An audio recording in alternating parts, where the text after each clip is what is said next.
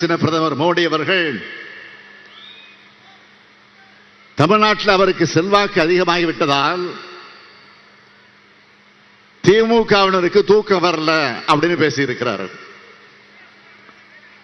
உண்மையில தன்னுடைய ஆட்சி முடிய போகுதுன்னு பிரதமர் மோடிக்கு தான் தூக்கம் வரல.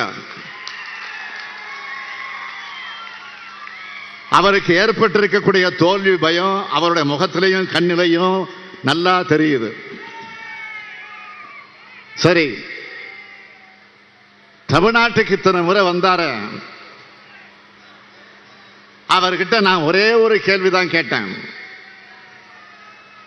அதுக்கு ஒரு முறையாவது அவர் பதில் சொல்லி இருக்கிறாரா? வாரம் வாரம் வந்தாலும் அவர் பதில் சொல்லல.